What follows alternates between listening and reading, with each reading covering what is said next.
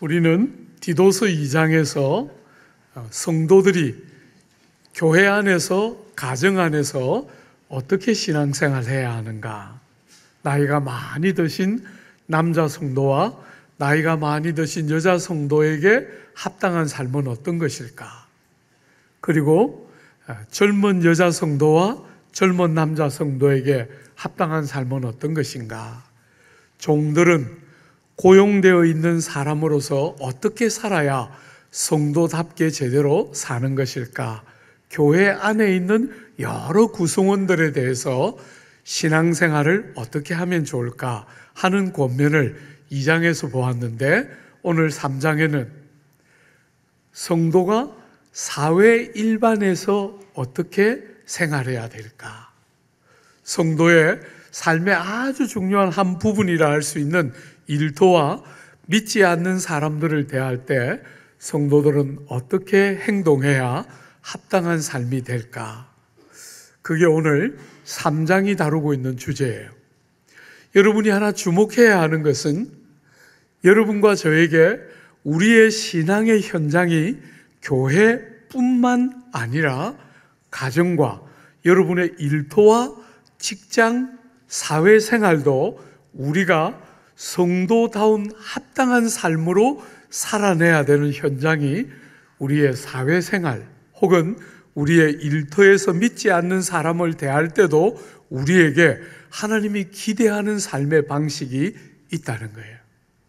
신앙은 예배당에서 여러분들이 어떻게 사는가 하는 것만으로 구성되어 있는 게 아니라 가정과 사회에서 믿지 않는 사람을 어떻게 대하는가 하는 것에도 그대로 묻어놔야 합당하다는 것이에요. 여러분, 안 믿는 사람들이 하나님을 어떻게 알 수 있을까요? 믿지 않는 사람들이 어떻게 우리가 믿는 이 하나님을 알고 믿게 되는 일이 가능할까요? 두 가지, 일반적으로 말하면 두 가지 방법이 있겠죠, 그죠? 성경을 통해서 이들이 주님을 만나거나 아니면 믿는 성도인 우리를 보면서 주님을 만나거나, 두 가지가 일반적인 방법일 거예요. 근데 아마 안 믿는 사람들이 성경을 통해서 예수를 믿게 되는 것은 쉬운 주제는 아닐 것 같아요. 그죠?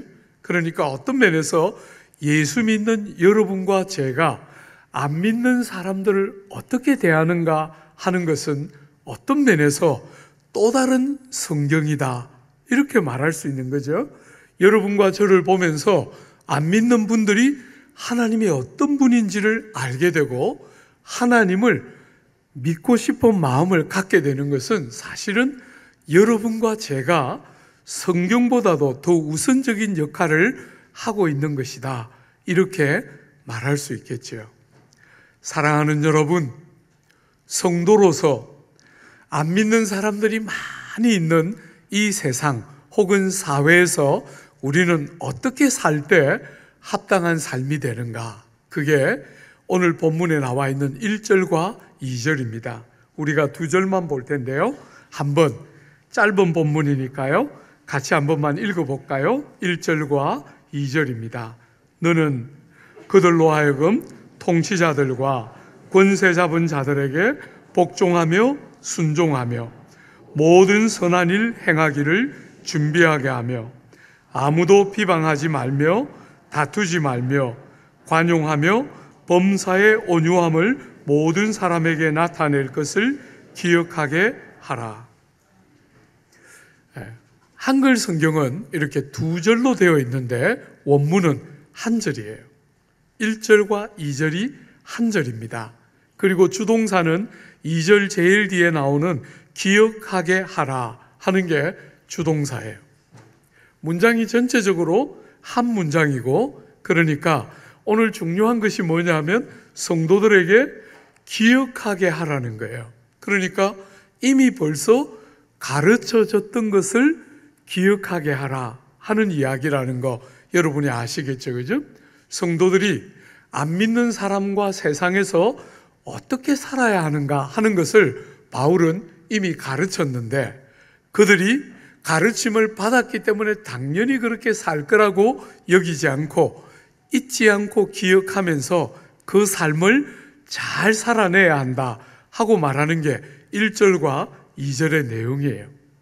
그런데 여러분, 1절은 우리가 통치자들과 권세자들을 어떻게 대해야 되는가 하는 게 1절의 내용이라면 2절은 일반적으로 믿지 않는 사람들을 우리는 어떻게 대하며 행해야 하는가 하는 게 2절의 내용이에요. 그러니까 바울이 이미 가르쳤던 것을 잊지 않고 기억해야 하는데 그게 총 7가지로 쭉 요약되어 있는데 그 중에 1절에 3가지, 2절에 4가지가 등장하고 있어요. 먼저 통치자들과 권세자들에게 어떻게 해야 되는가? 그 보기 전에 하나만 먼저 잠시 기억해 볼까요? 여러분과 저의 이스라엘 백성들과 함께 우리의 제일 문제는 잊지 않고 기억해야 할 것을 자주 잊는다는 거예요. 그죠? 이스라엘 백성들의 허물과 죄를 지적할 때 잊었다, 기억지 못하였다 하는 이야기가 구약에 굉장히 많이 등장하죠. 시편에도 보면 시인이 이스라엘의 죄를 이렇게 고백해 뒀어요. 주의 기이한 일을 깨닫지 못하였고 주의 크신 인자를 기억하지 아니하고 거역하였으며 그가 하나님께서 행하신 일을 곧 잊어버리고 하나님의 가르침을 기다리지 아니하며 욕심을 크게 내어 하나님을 시험하였다. 이스라엘 백성이 깨달아야 할 바를 깨닫지 못하고 하나님의 인자하심을 기억하지 않고 하나님께 거역했다. 여러분, 하나님이 행하신 일을 금방 잊어버리고 그 가르침을 기다리고 인내하면서 사모하면서 기다리지 못하고 욕심을 내면서 하나님을 시험했다. 이게 이스라엘 백성의 죄의 대표적인 모습 중에 하나이죠. 신약에 오면 베드로가 그 성도들에게 편지를 보내면서 이렇게 편지를 보냈어요. 너희가 이것을 알고 이미 있는 진리에 서 있으나 내가 항상 너희에게 생각나게 하려 하노라. 너희를 일깨워 생각하게 함이 옳은 줄로 여기노라. 이미 알고 있고 알고 있는 진리 위에 잘 서 있는데 또 일깨워서 생각나게 하는 게 필요하다고 생각하고 기억하게 하고 흔들어서 깨워서 기억나게 하는 것이 필요하다고 여겼다. 베드로가 그렇게 쓰고 있는 것이에요. 사랑하는 여러분, 우리가 기억하고 잊지 않고 기억해야 하는 7가지. 먼저 통치자들과 권세자들을 향해서 어떻게 해야 되나? 3가지가 나오는데 2가지로 요약할 수 있을 거예요. 1절 한 번만 보세요. 너는 성도들로 하여금 통치자들과 권세 잡은 자들에게 복종하며 순종하며 모든 선한 일 행하기를 준비하게 하라. 복종하며 순종하며 라고 나와 있는데 묶을 수 있겠죠, 그죠? 여러분, 우리가 2장을 볼 때, 1장을 볼 때 거짓 선생들의 특징은 뭐였습니까? 불순종하며 순종하지 아니하며 선한 일을 버리며 이렇게 말했는데 오늘 바른 교훈의 아주 중요한 특징은 순종하며 복종하고 모든 선한 일을 예비하게 하는 것, 모든 선한 일을 행하기에 예비하게 하는 것이 이 바른 교훈의 중요한 특징으로 대조되고 있는 것을 볼 수 있겠죠. 사랑하는 여러분, 우리가 살아가는 이 시대, 지금 우리가 몸담고 세상을 사는 이 시대의 특징은 공평에 대한, 평등에 대한 요구가 굉장히 강한 시대인 것 같아요.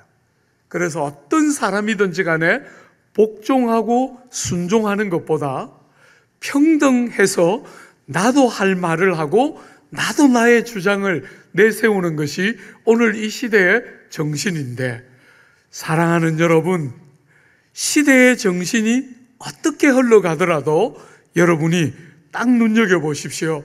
하나님의 말씀은 변함없이 여러분과 저에게 복종하고 순종하는 것이 세상을 살아가는 성도들의 아주 중요한 특징 중에 하나로 드러나야 한다는 거예요. 사람들은 복종하는 것이 뭔지 모르게 열등한 것처럼 생각하면서 복종을 거스르고 자기를 주장하고 자기의 소견에 옳은 대로 하는 것이 좋은 것인 것처럼 여기는 이 시대도 변함없이 하나님의 사람으로 여러분과 제가 세상을 살아가는 중요한 방식 중에 하나가 하나님께 복종하고 하나님의 말씀을 순종하는 백성으로서 권세 잡은 자들과 통치자들에게 순종하는 것이 여러분과 저의 삶의 중요한 특징으로 안 믿는 자들을 향해서 드러나게 해야 한다는 거예요. 여러분과 저의 사회생활에 이 세상, 사회가 점점 순종보다도 질서를 존중하는 것보다 권위를 인정하는 것보다 자기를 주장하는 것을 더 좋아하는 이 시대에 하나님의 백성인 여러분과 저는 하나님과 율법을 순종하는 표시를 남편에게 순종함으로, 부모에게 순종함으로, 통치자들에게 순종함으로 우리가 하나님을 순종하는 백성됨을 드러내고 표시하며 사는 것이 사회생활의 중요한 원리 중에 하나라는 거예요. 여러분, 로마서 13장에 보면 대표적으로 이 권면을 하고 있죠. 각 사람은 위에 있는 권세들에게 복종하라. 권세는 하나님으로부터 나지 않음이 없나니 모든 권세는 다 하나님이 정하신 바라.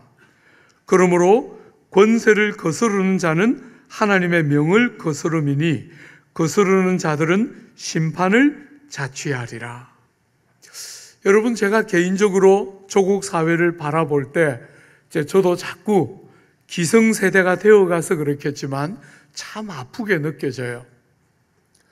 질서가 깨뜨려지고 권위가 다 무너지고 사람들은 그 무언가에 복종하고 순종하는 것을 마치 자기의 정당한 권리가 침해받는 것처럼 많은 사람들이 자기를 주장하고 있어요. 어떤 면에서 우리 사회는 오랫동안 갑질이 큰 문제였죠. 그죠? 뭔가 좀 있는 분들이 갑질을 많이 했던 게 우리 사회의 아픔의 핵심인데, 여러분 지금 우리 사회를 한번 보세요. 여러분은 어떻게 느끼고 있는지 모르지만 저는 한 번씩 갑질도 보통이 아니었는데 얼질도 대단하구나. 이게 지금 어떤 질서와 권위가 딱 무너지게 되니까 사랑하는 여러분, 참 상대적으로 뭔가 이렇게 곱겜을 받고 존중하고 서로 마음을 기울여서 복종하고 하는 그런 질서들이 확 무너지면서 사람들이 자기를 계속 내세우고 주장하면서 이건 정말 보통 주제가 아니구나 하는 아픔들을 참 많이 경험하게 되는 것 같아요. 사랑하는 여러분, 여러분과 저는 이 땅을 살아가면서 하나님 때문에 하나님께 복종하고 진리의 말씀을 순종하는 백성으로서 우리는 하나님 한 분께만 충성을 다하면 되는 사람들이 아니고, 어떤 종교적인 극단주의자들은 그때도 그렇고 지금도 그렇고 하나님이 정말 참 하나님이시고 하나님 한 분이 정말 우리의 참 주인이시므로 하나님께만 순종하면 신앙생활이 되는 것처럼 여기지만 기독교는 절대로 그렇게 가르치지 않아요. 하나님 한 분에게 순종한다라고 말할 때 눈에 보이지 않는 하나님을 향한 순종과 복종은 눈에 보이는 남편에게 복종함으로 그 순종과 복종이 표현되고, 통치자들과 권세 잡은 자들에게 순종하는 과정을 거쳐서 하나님께 순종하는 순종이 드러나고 인정되는 것이 기독교 신앙이 가르치는 내용이에요. 물론 여러분들이 다 아시는 것처럼 우리가 세상의 질서를 순종하고 권세 잡은 자들에게 복종하고 부모님들을 공경하고 부모님들에게 순종하는 이런 모든 순종은 절대적인 순종은 아니에요. 그죠? 우리가 가장 우선적이고 가장 최선을 다해서 우리의 충성을 드리고 헌신하고 우리가 순종하고 복종해야 되는 가장 중요한 1차적인 대상은 주님이라는 것 틀림없어요. 그래서 때때로 세상의 권력이 하나님을 순종하지 못하게 하고 하나님의 교훈을 거스르게 될 때 사도행전 5장에 있는 것처럼 사도들과 베드로가 말했던 것처럼 우리가 사람에게가 아니라 하나님께 순종하는 것이 합당하다.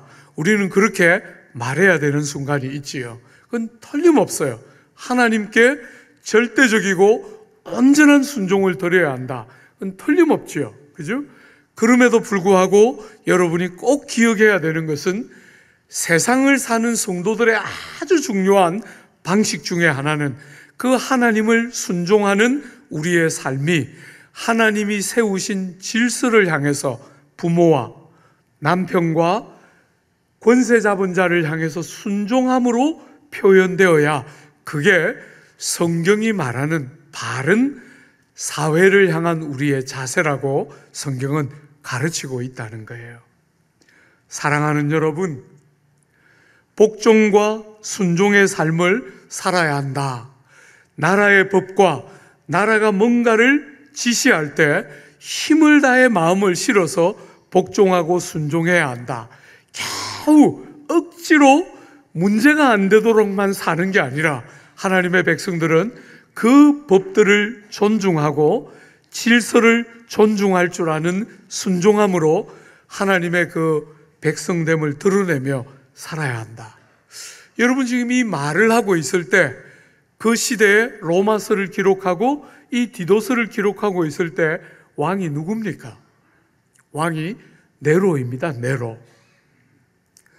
이 네로는 가장 폭정을 했던 대표적인 악정을 행한 왕이고 그저 왕으로서만이 아니라 적그리스도의 예표처럼 여겨지는 대표적인 인물이 네로예요. 그런데 그 네로를 향해서 복종해야 한다. 이렇게 가르치고 있다는 거예요. 사랑하는 여러분, 유대인들을 향한 유럽 사회가 가진 미움, 이것은 참 여러분이 생각하는 것보다 훨씬 커요. 2차 대전을 지나기 전까지 2차 대전에 독일 사람들이 무수한 유대인들을 죽이기 전까지 유럽 사회에 팽배해 있던 것이 유대인들을 향한 분노예요. 그들의 경제활동, 그들의 신앙생활, 그들의 여러 집단생활 이런 것들 때문에 유럽 사회 전반에 이 유대인들을 향한 큰 반발이 있었고 그것들을 교묘하게 움직인 것이 히틀러인 것이요. 그죠?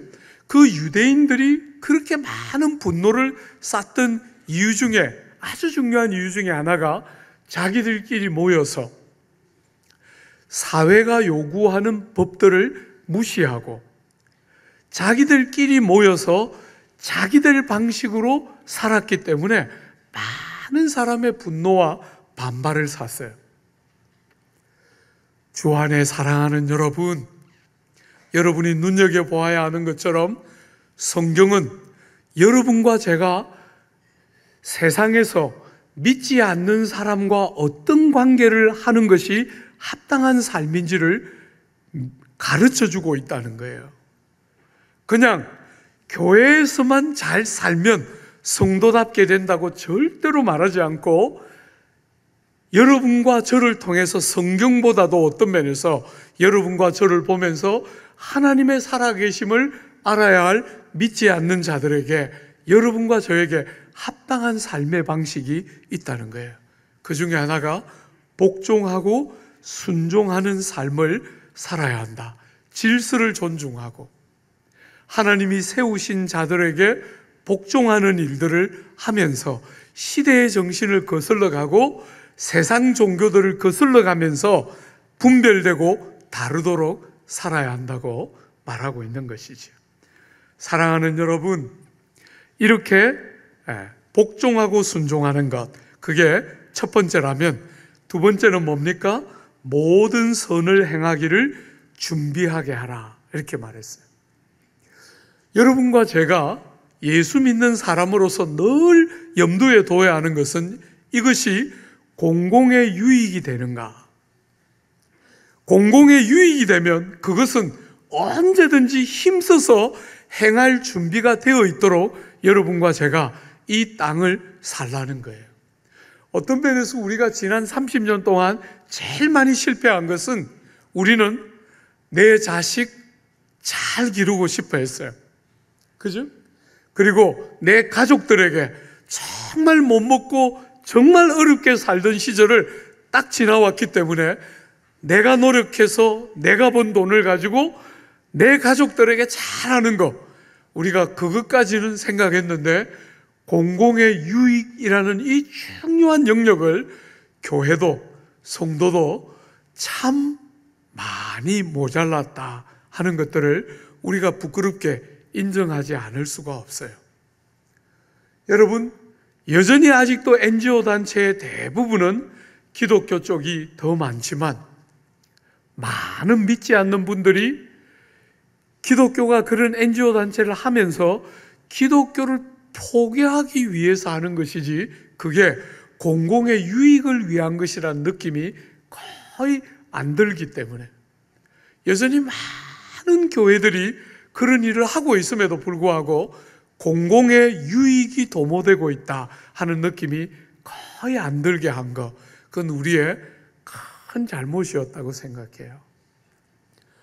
사랑하는 여러분, 공공이 유익을 얻을 수 있다면 내가 내 자식을 기를 때도 그냥 자식 하나 잘 되고 미래가 담보되는 것에 절대로 그치지 말고, 사랑하는 여러분, 그 자녀가 공공의 유익이 되는 사람으로 자라주기를, 그 출중한 재능과 그 탁월한 능력을 가지고 나 하나 먹고 살고 나 하나 좋은 사람 만나 시집가고 장가가는 것으로 절대로 만족하지 않고 언제든지 다른 사람과 공익적인 공공의 유익이 돌아가는 것이면 무엇이든지 할 수 있는 일을 힘써서 하는 사람으로 우리가 자녀들을 기르는 일도 변화가 필요한 영역이라 할 수 있겠죠. 우린 너무 오랫동안 너무나 이기적이고 가정의 테두리를 오랫동안 못 벗어났어요. 왜 아직도 교회가 이런 좋은 일을 많이 하는데 안 알아주나 하고 볼멘 소리를 하기보다 우리 중심을 좀 돌아봐야 할 것 같아요.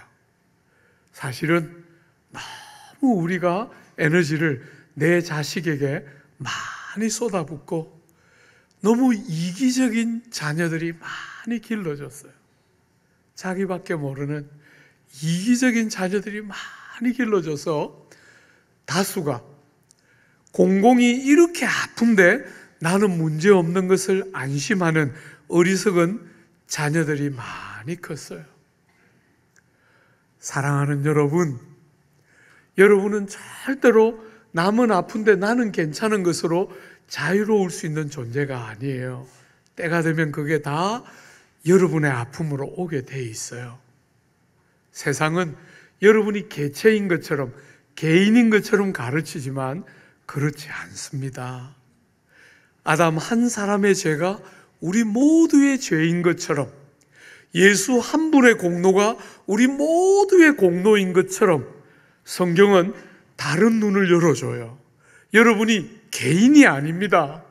여러분이 아프면 결국 다른 사람이 아프게 되어 있고 다른 사람의 질고가 여러분의 질고와 연결되게 되어 있는 것이 성경이 가지고 있는 관점인데, 공공의 유익에 대해서 교회가 너무 오랫동안 약했다 하는 것을 우리는 좀 충분히 돌아볼 필요가 있다고 생각해요.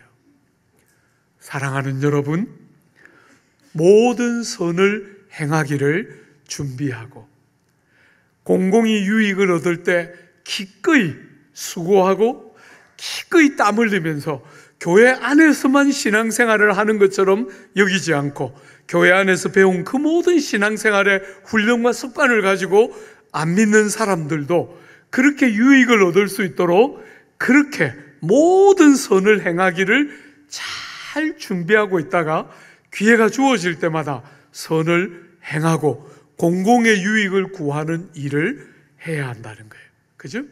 이게 첫 번째 여러분과 제가 기억해야 하는 두 가지 내용이었죠.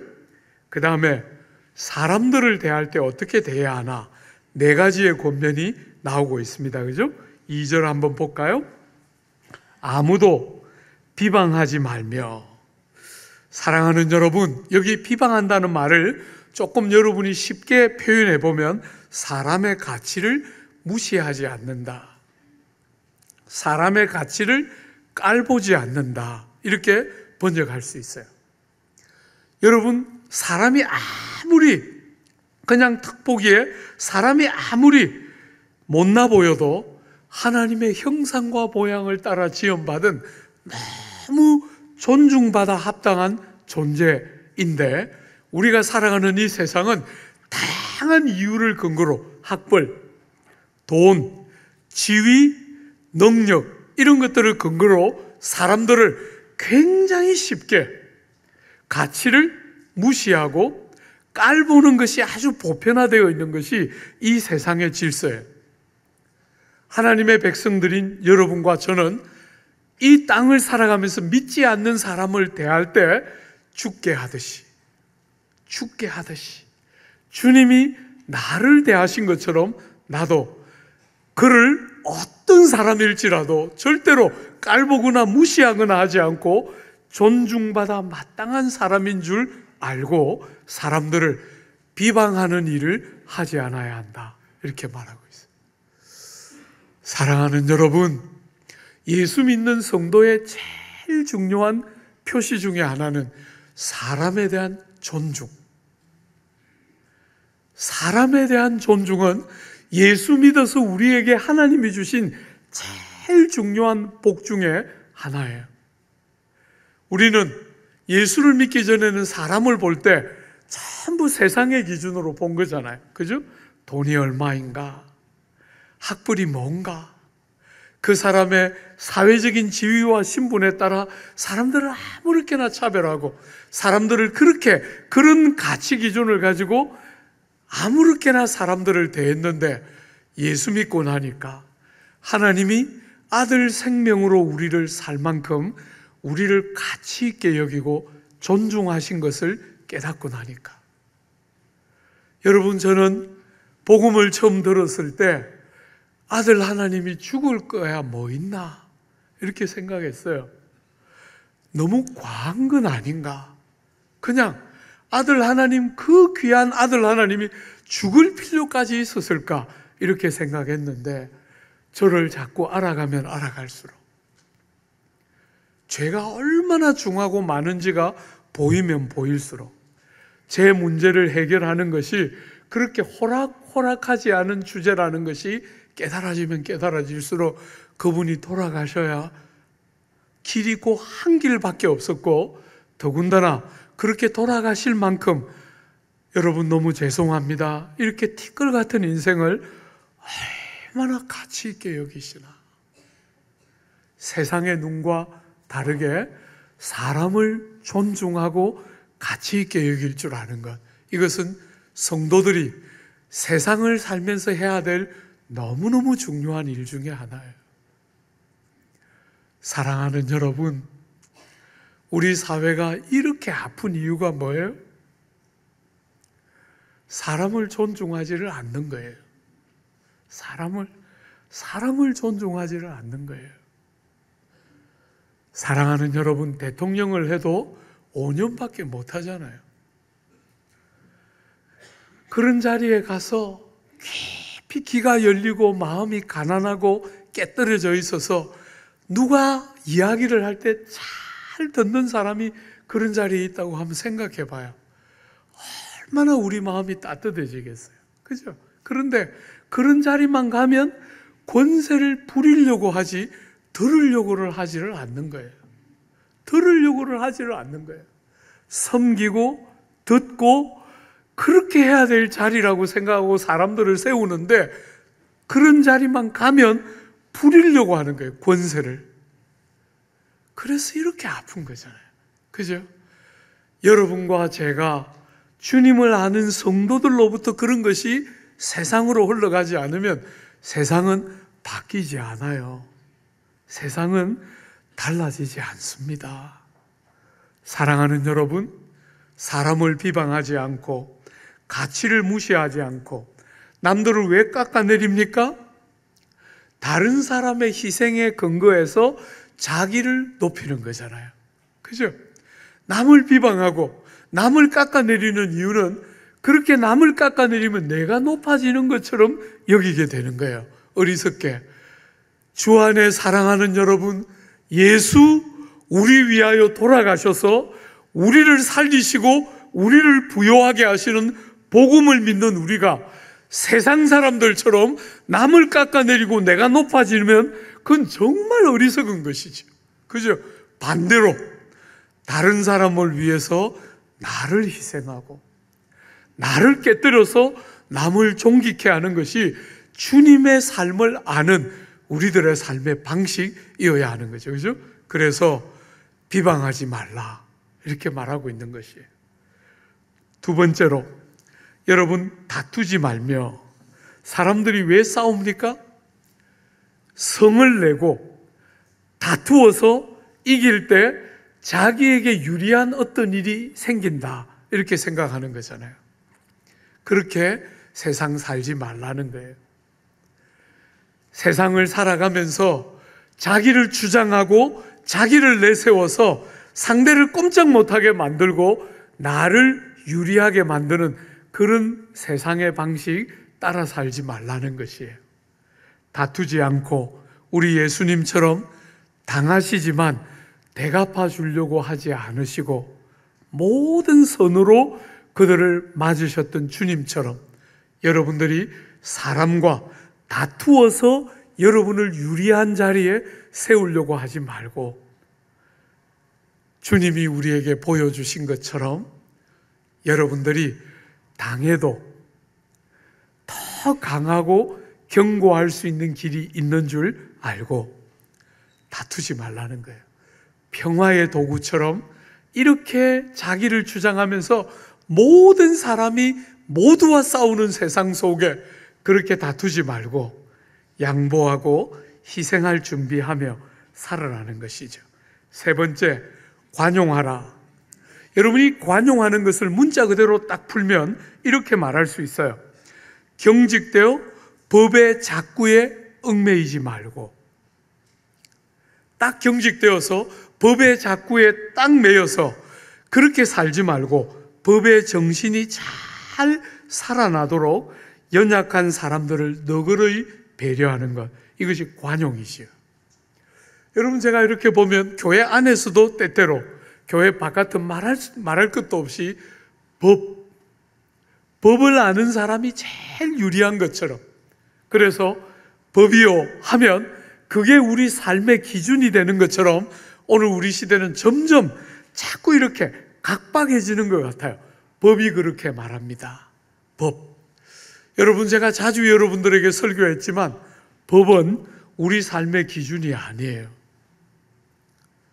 세상의 법은 이것도 못 지키면 사람도 아니다 하는 낮은 수준이에요.